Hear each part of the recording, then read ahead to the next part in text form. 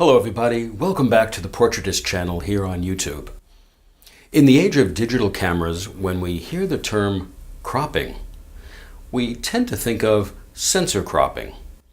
But at the Portraitist channel, since we're primarily focused on the creative side of things, when I talk about cropping, I'm generally talking about image cropping. In other words, the proportions used to frame the final image.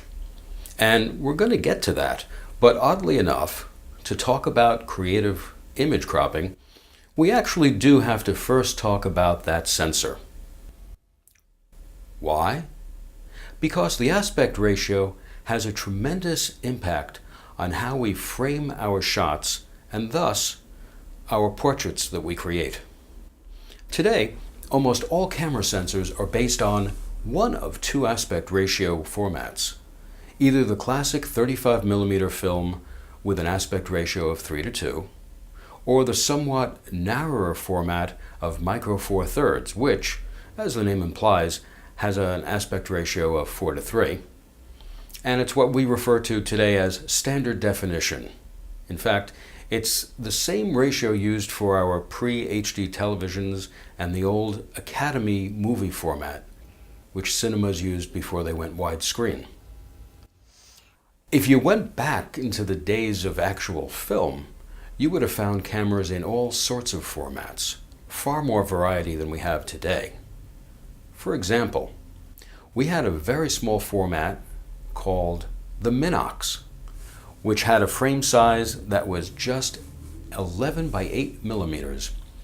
Kodak's low-end 110 cartridges, which had a film size of only 17 by 13 millimeters, and of course the standard 35, which had an actual film size of 36 by 24 millimeters and was in the 3:2 aspect ratio.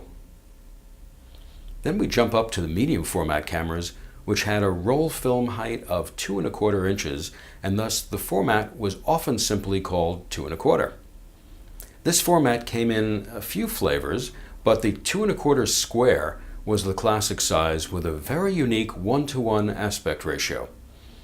While this may seem strange at first, it was arguably the professional photographer's favorite for size, quality, and flexibility of image design. Prior to going digital, this was my favorite format as well. Then the formats would jump again to the next category called large format, which typically meant either a 4:5 or an 8:10 inch sheet of film. Look at the wide range of aspect ratios and sizes that we had to choose from. It was all over the place. As already mentioned, in today's digital world, we essentially just have two aspect ratios, the 3:2 and the 4:3. Both are close in ratio, resulting in a rather limited options. But it's not as bad as all that, because what many people don't know is that many camera models actually allow you to choose and set your aspect ratio. So regardless of the aspect ratio of the sensor that's actually in the camera, many will let you set 4:3, 3:2, 16:9, and even the classic medium format 1:1 aspect. Now this is pretty cool and lets you break away from the constraints that a predetermined aspect ratio can place upon our creative process. Predefined formats tend to affect the way we shoot.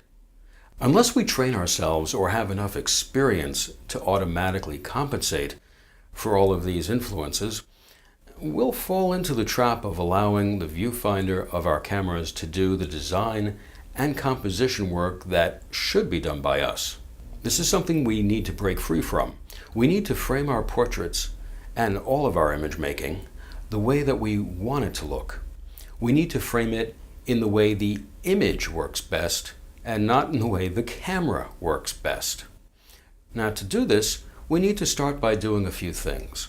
The first step is to look back at your past work and try to determine what format traps you tend to fall into. Do you find yourself shooting horizontally more than you probably should? This is common, and simply because cameras are designed to be horizontal, so most of us simply default to shooting that way. If your camera has the option, buy a bottom grip attachment, as it puts shooting horizontally or vertically on the same playing field. The other framing issue we all tend to fall prey to is using the entire 3:2 area and not remembering the fact that the long end will generally be drastically trimmed later on. Now, let's talk composition. Try this. Let's try and take our heads out of our cameras. Let's go back to the fundamentals of design work and start by looking at what it is we wish to represent or capture. Does the background want to come into the shot? And that's usually, but not always, a horizontal image. Maybe a vertical shot is best if you're looking to minimize all but your subject, or if you're looking to show more of their physique. Ask yourself if that person you're photographing is best served in a horizontal frame, square, or maybe vertically. Crop wisely. Let the image and what it is that you and the subject wish to convey lead the direction. One of the best ways to do this is to actually put the camera away. Simply stand in front of your subject and look at them. In your mind, play with different compositions, and then use one of the best technologies ever given to us: 2 hands in a cropping pose, just like the old movie directors used to do. It allows you to instantly visualize and change the cropping in any way imaginable. It allows you to take a step to the right or to the left, to crouch down, or to stand on your tiptoes. It allows you to quickly discover the best cropping and orientation options for your subject and their portrait. Only after such exploration should you reach for your camera. Okay, now, we've discussed breaking free of the default aspect ratios. Let's take a quick look and see how working within predefined crops can actually enhance and be a significant part of the portrait session's design. For example, extreme cropping, vertically or horizontally, adds a strong graphic design element to an image. We frequently see this effect used in well-designed books and magazines. In fact, creative cropping not only can, but frequently has been used to save many otherwise boring images. And there's nothing wrong with this. Take whatever path you can find to greatness. While this may be counter to Ansel Adams' admonitions to have the image fully created in our mind at the time of exposure, the truth is, even he didn't follow his own directives. Adams would spend weeks rethinking an image, reimagining it with various printing techniques and wildly varying cropping. The desire for extra cropping flexibility is a great argument for always shooting your images a bit wider or standing further back than you might otherwise have planned on. Why? Because this allows for more creative framing later on, assuming, of course, your final crops leave you with enough megapixels. Thank you for watching. I welcome your subscribing.